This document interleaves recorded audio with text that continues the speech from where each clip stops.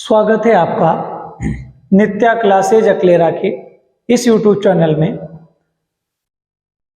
आज हम पढ़ने जा रहे हैं पंडित चंद्रधर शर्मा गुलेरी का साहित्यिक परिचय। देखिए, इससे पिछली कक्षा में हमने आचार्य रामचंद्र शुक्ल का जीवन परिचय पढ़ा, साहित्यिक परिचय पढ़ा और इसके साथ साथ उनके द्वारा लिखा गया जो पाठ है प्रेमघन की छाया स्मृति, इसको भी अच्छे से सीखा। आज हम चंद्रधर शर्मा गुलेरी का साहित्यिक परिचय पढ़ेंगे और साहित्यिक परिचय पढ़ने के बाद प्रश्न कैसे पूछा जाता है उसके ऊपर चर्चा करेंगे। देखिएगा, ये दूसरी यूनिट है। पूरा नाम तो यहाँ लिखा रहा है चंद्रधर शर्मा गुलेरी। अगर आ जाए पूरा नाम तो इनका पूरा नाम है पंडित चंद्रधर शर्मा गुलेरी। इनका जन्म 7 जुलाई 1883 को हुआ। कब हुआ था? 7 जुलाई 1883 को। इनकी मृत्यु 12 सितंबर 1922 को हुई। मृत्यु 12 सितंबर 1922। इनके पिता का नाम शिवराम शास्त्री। इनकी माता का नाम लक्ष्मी देवी। यदि आप इस तरीके से लिखेंगे तो एग्जामिनर आपसे जरूर अट्रैक्टिव होगा, क्योंकि एग्जामिनर कॉपी को ही देखता है और कॉपी अगर अच्छे से लिखी हुई है, कॉपी में लिखने का आपका ढंग सही है, तो ये समझ लीजिए आपके कोई नंबर नहीं कटता। और यदि आपको लिखना ही नहीं आ रहा है तो फिर कहां से नंबर आएंगे? तो मेन चीज है लिखने का तरीका। कहते हैं ना कि सीढ़ियां उन्हें मुबारक हो जिन्हें छत तक जाना है। हमारी मंजिल तो आसमां है, रास्ता हमें खुद बनाना है। कि मंजिल मिले या ना मिले ये मुकद्दर की बात है, पर हम कोशिश भी ना करें ये तो गलत बात है। कि रख हौसला वो मंजर भी आएगा, प्यासे के पास चलकर समंदर भी आएगा। यूं थक कर न बैठ ए मंजिल के मुसाफिर, मंजिल भी मिलेगी, मिलने का मजा भी आएगा। पिता का नाम पंडित शिवराम शास्त्री, माता का नाम लक्ष्मी देवी। कर्मभूमि जयपुर, और जयपुर कहाँ है? राजस्थान में। कर्म क्षेत्र, इनका कर्म क्षेत्र है यशस्वी कथाकारिणी कहा जाता है। भाषा, इनकी भाषा संस्कृत, अंग्रेजी, हिंदी, पाली, मराठी इनकी भाषाएं हैं। शिक्षा, इनकी शिक्षा बीए। उपाधि, इन्हें इतिहास दिवाकर कहा जाता है। क्या कहा जाता है? इतिहास दिवाकर। प्रसिद्धि, तो प्रसिद्धि का जो कारण है वो है उसने कहा था। ये कहानी है। ये क्या है? कहानी है, समझिएगा। उसने कहा था क्या है? कहानी है। इस कहानी से इन्हें क्या मिली थी? प्रसिद्धि। आगे बढ़ते हैं। प्रमुख रचनाएं, निबंध सबसे पहले आते हैं और निबंध में आएगा शेषुनाग की मूर्तियां। शेषुनाग की मूर्तियां। दूसरा निबंध है देवकुल। अगला है पुरानी हिंदी संगीत। अगला है कछुआ धर्म। अगला है आंख। मैंने उतना ही लिखा जितनी आवश्यकता है, और मैं अपने वाली भी नहीं दिखा रहा हूं।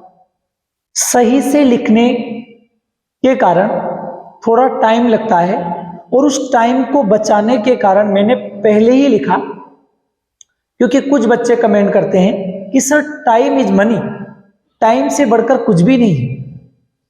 जब सभी ऐसी बातें करने लगे कि समय का ध्यान रखा जाए, तो फिर मैंने पहले लिखना शुरू किया, फिर लिखकर फिर वीडियो बनाना शुरू किया। क्योंकि साथ साथ लिखने में क्या होता है कि न तो समझाने का मजा आता है और समय भी ज्यादा खींचता चला जाता है, तो बच्चों का भी इंटरेस्ट खत्म होता जाता है। कविताएं, एशिया की विजयदशमी, भारत की जय, झुकी कमान, स्वागत, ईश्वर से प्रार्थना, इनकी क्या है? कविताएं हैं। फिर बात करते हैं कहानी संग्रह। उसने कहा था, ये प्रसिद्ध कहानी है, 1915 में लिखी गई थी।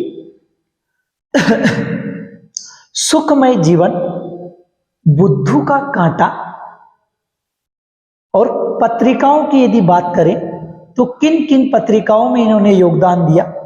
समालोचक, ये 1903 से 6 तक मर्यादा में इन्होंने काम किया। 1911 से 1912 प्रतिभा, 1918 से 1920 नागरी प्रचारिणी पत्रिका, 1920 से 1922। अब देखिए, रही बात प्रश्न की, बोर्ड के प्रश्न पत्र में लेखक परिचय से संबंधित हिंदी साहित्य में प्रश्न आता है, और जिनको लेखक का परिचय अच्छे से लिखना नहीं आता उनके सीधे सीधे नंबर कट जाते हैं। अब आप क्या करें? आपको कुछ नहीं करना है, आपको केवल हम जैसे समझा रहे हैं ऐसे हमारे साथ साथ ध्यान लगाना है, अच्छे से समझना है। और यदि आप अच्छे से समझते हैं तो आपको कुछ करने की आवश्यकता नहीं, क्योंकि हम है ना आपका साथ देने के लिए। आप तो केवल इतना सा कीजिए कि अच्छे से क्लास को देखकर समझिए, बस। बहुत सारे क्या करते हैं, सारी चीजें याद कर लेते हैं, लेकिन सारी चीजें काम की नहीं है। सारी चीजों में से क्या काम का है वो समझे। अरे किससे शर्माना, किससे घबराना, किससे डरे हम? ये जमाना बेगाना है भाई साहब, क्यों डरते हो, किससे शर्माते हो? कहते हैं ना कि जिसने करी शर्म उसके फूटे कर्म। किस किस से शर्माए? शर्माना कभी नहीं। पहली बात है शर्म छोड़ो। दूसरी बात है हमारी सामग्री को है ना, आप ऐसे देखो, क्या आ चुका है उनको हटाओ, क्या आना है उनको छांटो। मैं भी तो यही करता हूं, वही आपको सिखा रहा हूं। एक बार और हम परिचय पर नजर डालते अच्छे से। इनका पूरा नाम, यदि पूरे नाम की बात करें तो पंडित चंद्रधर शर्मा गुलेरी। इनका जन्म, तो जन्म कब हुआ था? 7 जुलाई 1883। मृत्यु, यदि मृत्यु की बात करें 12 सितंबर 1922।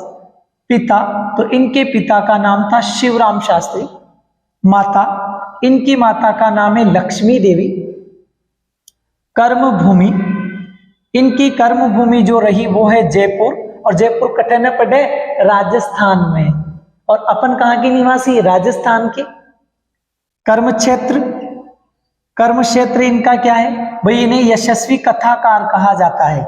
भाषाओं की यदि बात करें तो भाई साहब संस्कृत, हिंदी, अंग्रेजी, पाली, मराठी आदि भाषाओं में इन्होंने लेखन कार्य किया।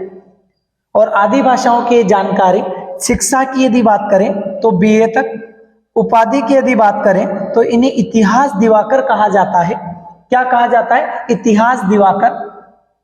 बहुत सारों को पता नहीं है, और जो बहुत सारों को पता नहीं वो हमें पता है, तो हम सबसे अलग हैं। प्रसिद्धि का कारण, तो भाई साहब उसने कहा था, ये कहानी है जो इनकी प्रसिद्धि का कारण माना जाता है। आगे बढ़ते हैं। प्रमुख रचनाएं, प्रमुख रचनाओं की यदि बात करें तो निबंध, और निबंध में आता है शेषुनाग की मूर्तियां। अगला आता है देवकुल, फिर आता है पुरानी हिंदी संगीत, फिर आता है कछुआ धर्म। कविताओं की यदि बात करें तो एशिया की विजयदशमी, फिर आता है भारत की जय, फिर आता है झुकी कमान, फिर आता है स्वागत, फिर आता है ईश्वर से प्रार्थना। अगर आप 2-3 बार अगर वीडियो को अच्छे से देखें तो ये समझ लीजिए आपको डेफिनेट याद हो जाएगा। और जिन्हें मंजिल पाने की सनक है वो कुछ भी कर सकते हैं, और जिन्हें सनक ही नहीं है, जिन्हें जुनून ही नहीं है, वो क्या करेंगे भला? कुछ भी नहीं कर सकते। कहते हैं ना कि जिंदगी एक जंग है, इसे जारी रखो। क्या पाया क्या खोया ये किसने देखा है? जिंदगी एक जंग है, इसे जारी रखो, और मेहनत करोगे तो सफलता जरूर मिलेगी। कहानियों की यदि बात करें तो उसने कहा था, ये सबसे प्रसिद्ध कहानी है, और इनकी प्रसिद्धि का कारण भी यही है। सुखमय जीवन, बुद्धू का कांटा, इनकी कहानियां हैं। पत्रिकाओं की यदि बात करें तो इन्होंने इन पत्रिकाओं में योगदान दिया। 4 पड़ाव हैं, समालोचक 1903 से 6 तक, मर्यादा 1911 से 12, प्रतिभा 1918 से 22, नागरी प्रचारिणी पत्रिका 1920 से 22। देखिए, टीचर एक मार्गदर्शक होता है और हम प्रयास किसके लिए कर रहे हैं? आपके लिए। और हम आपसे क्या आशा लगाते हैं? हम यही आशा लगाते हैं कि आप जिस तरह हम आपके लिए मेहनत कर रहे हैं, आप भी कम से कम हमारे लिए इतना करें कि वीडियो को शेयर करें, ताकि ज़्यादा से ज़्यादा तक पहुंच सके और हमारी मेहनत भी साकार हो और हम जो मेहनत कर रहे हैं उसका फायदा भी आपको मिले। आपको यदि वीडियो अच्छा लगे तो लाइक जरूर करें, शेयर करें, ताकि हमें कार्य करने में आनंद का आभास हो। और हम आपसे आशा करते हैं कि आपका सहयोग हमें ऐसे ही मिलता रहे। धन्यवाद। अगली कक्षा देखना ना भूलें। अगली कक्षा में हम पाठ का सार समझेंगे, पाठ में क्या है क्या नहीं है। यदि पाठ का सार अच्छे से पढ़ लिया जाए तो ज्यादा मेहनत करने की जरूरत नहीं पड़ती। धन्यवाद। मिलते हैं अगली कक्षा में।